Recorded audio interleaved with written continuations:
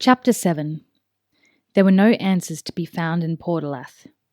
The three companions went through the village and found the same signs of sudden departure that they had seen at the border post. There was evidence of some hasty packing, but in the majority of houses, most of the occupants' possessions were still in place. Everything spoke of a population that had departed in a hurry, taking what they could carry on their backs and little more.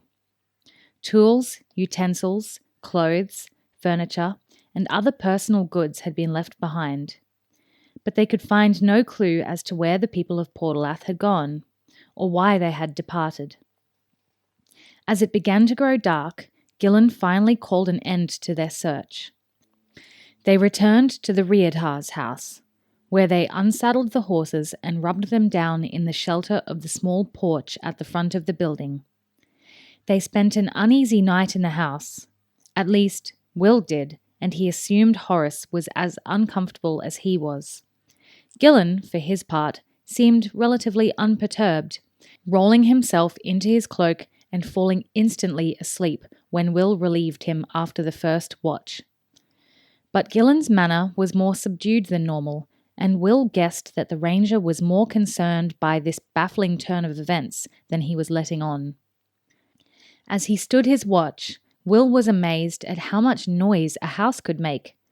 Doors creaked, floors groaned, the ceiling seemed to sigh with every breath of wind outside, and the village itself seemed full of loose items that would bang and clatter as well, bringing Will to a nervous, wide-eyed attention as he sat by the unglazed window in the front room of the house, the wooden shutters hooked back to keep them secure.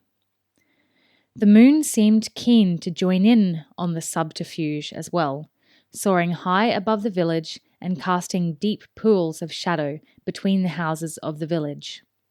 Shadows that seemed to move slightly when you caught sight of them out of the corner of your eye, then stopped as soon as you stared directly at them.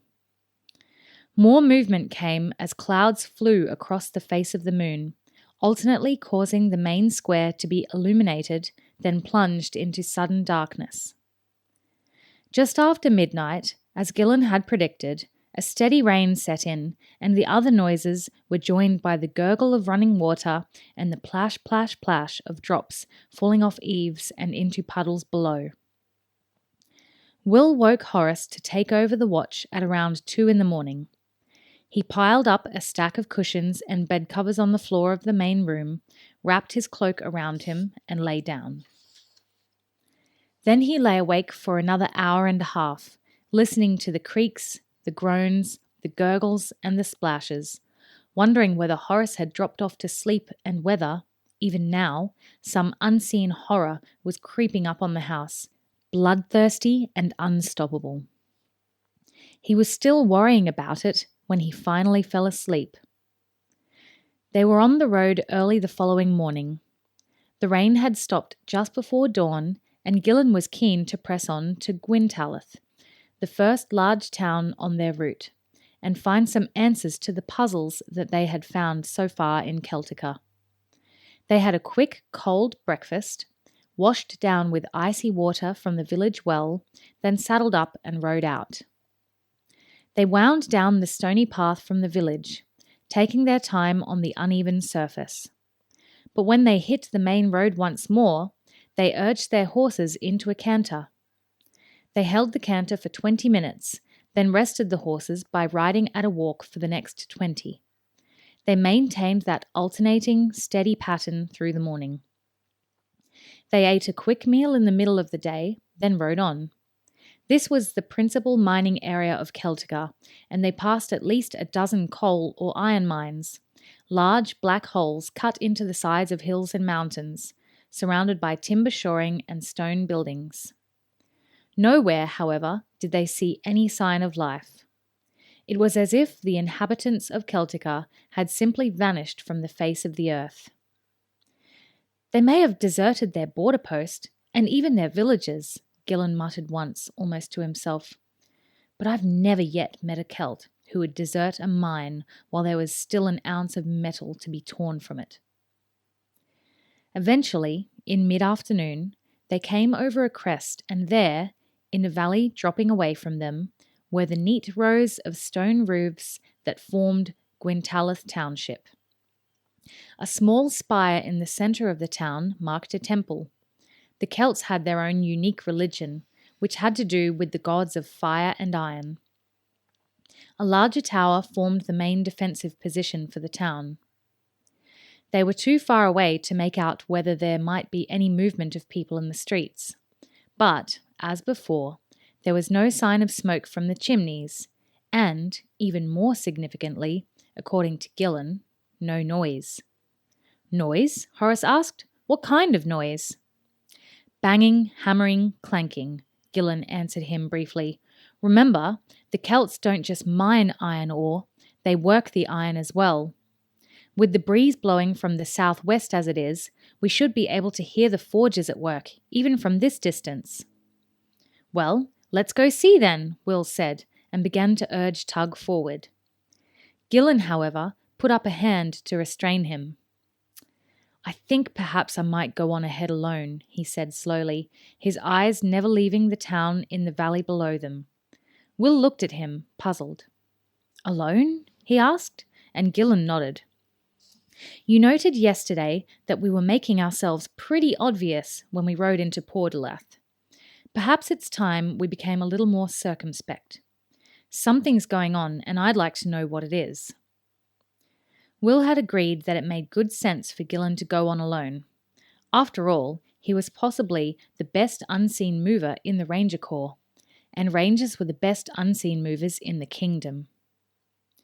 Gillen motioned for them to fall back from the crest they were standing on, and down the other side to a spot where a small gully formed a sheltered campsite out of the wind.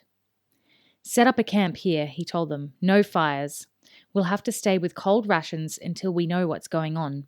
I should be back sometime after dark. And with that, he wheeled Blaze and trotted him back over the crest and down the road towards Gwynn Telleth. Will and Horace took half an hour or so to set up the campsite. There was little to do. They attached their tarpaulin to some scrubby brushes growing out of the stone wall of the gully, weighing down the other end with rocks. At least there were plenty of them. This gave them a triangular shelter in case the rain set in again. Then they prepared a fireplace in front of the shelter. Gillen had said no fires, but if he arrived back in the middle of the night and changed those orders, they might as well be ready. It took a considerably longer time to stack a supply of firewood. The only real source was the scrubby heather that covered the hillsides. The roots and branches of the bush were tough but highly flammable. The two boys hacked out a reasonable supply. Horace using the small hatchet he carried in his pack, and Will with his sax knife. Eventually, with all their housekeeping taken care of, they sat on either side of the empty fireplace, their backs leaning against the rocks. Will spent a few minutes running his sharpening stone over the sax knife, restoring its razor-sharp edge. I really prefer camping in forest areas, Horace said, shifting his back for the 10th time against the unyielding rock behind him. Will grunted in reply, but Horace was bored and kept on talking, more for the sake of having something to do than because he really wanted to. After all, in a forest you have lots of firewood ready to hand. It just falls out of the trees for you. Not while you wait, Will disagreed. He, too, was talking more for the sake of it than anything else. No, not while you wait. Usually it's already happened before you arrive, Horace said. Plus, in a forest, you've usually got pine needles or leaves on the ground, and that makes for a softer sleeping place. And there are logs and trees to sit on and lean against, and they have a lot fewer sharp edges than rock. Again, he wriggled his back to a temporarily more comfortable spot. He glanced up at Will, rather hoping that the apprentice ranger might disagree with him. Then they could argue to pass the time. Will, however, merely grunted again. He inspected the edge of his sax knife, slid the knife back into its scabbard, and lay back. Uncomfortable, he sat up again, undid the knife belt, and draped it over his pack, along with his bow and quiver. Then he lay back, his head on a flat piece of stone. He closed his eyes. The sleepless night he had spent had left him drained and flat. Horace sighed to himself, then took out his sword and began honing its edge, quite unnecessarily, as it was already razor-sharp. But it was something to do. He rasped away, glancing occasionally at Will to see if his friend was asleep. For a moment he thought he was. But then the smaller boy suddenly squirmed around, sat up, and reached for his cloak. Bundling it up, he put it on the flat stone he was using as a headrest, then lay back again. "You're right about forests," he said crankily. "Much more comfortable places to camp." Horace said nothing. He decided his sword was sharp enough and slid it back into its oiled leather scabbard, leaning the sheathed weapon against the rock face beside him. He watched Will again as he tried to find a comfortable spot. No matter how he twisted and squirmed, there was always a pebble or a piece of rock poking into his back or side. 5 or 10 minutes passed, then finally Horace said, "Want to practice? It'll pass the time." Will opened his eyes and considered the idea. Reluctantly, he admitted to himself that he was never going to sleep on this rough, stony ground. Why not? He rummaged in his pack for his practice weapons, then joined Horace on the far side of the tent, where he was scraping a practice circle in the sandy gully floor. The two boys took up their positions. Then, at a nod from Horace, they began. Will was improving, but Horace was definitely the master at this exercise. Will couldn't help admiring the speed and balance he showed as he wielded the wooden sword in a dazzling series of backhands, forehands, side cuts, and overheads. Furthermore, when he knew he had beaten Will's defensive posture, he would, at the last moment, hold back from whacking him. Instead, he would lightly touch the spot where his blow would have fallen to demonstrate the point. He didn't do it with any sense of superiority either. Weapons practice, even with wooden weapons, was a serious part of Horace's life nowadays. It wasn't something to crow about when you were better than your opponent. Horace had learned only too well in dozens of practice bouts at the battle school that it never paid to underestimate an opponent. Instead, he used his superior ability to help Will, showing him how to anticipate strokes, teaching him the basic combinations that all swordsmen used and the best way to defeat them. As Will ruefully acknowledged, knowing how to do it was one thing. Actually doing it was an entirely different matter. He realized how much his former enemy had matured and wondered if the same changes were evident in himself. He didn't think so. He didn't feel any different. And whenever he saw himself in a mirror, he didn't seem to look any different either. "Your left hand is dropping too far," Horace pointed out as they paused between bouts. "I know," Will said. "I'm expecting a side cut and I want to be ready for it." Horace shook his head. "That's all very well, but if you drop it too far, it's easy for me to feint a side cut then swing up into an overhand. See?" He showed Will the action he was describing, beginning the sword in a wide sideways sweep, then, with a powerful wrist movement, taking it up into a high swinging downward stroke. He stopped the wooden blade a few centimeters from Will's head, and the ranger's apprentice saw that his counterstroke would have been far too late. "Sometimes I think I'll never learn these things," he said.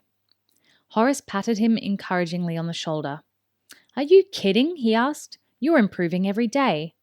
And besides, I could never shoot or use those throwing knives the way you do." Even while they had been on the road, Gillen had insisted that Will practice his ranger skills as often as was practical. Horace had been impressed, to say the least, when he had seen how adept the smaller boy had become. Several times he had shuddered when he thought what might happen if he had to face an archer such as Will.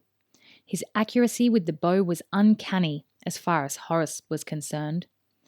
He knew that Will could place arrows into every gap in his armor if he chose, even into the narrow visor slit of a full-face jousting helmet.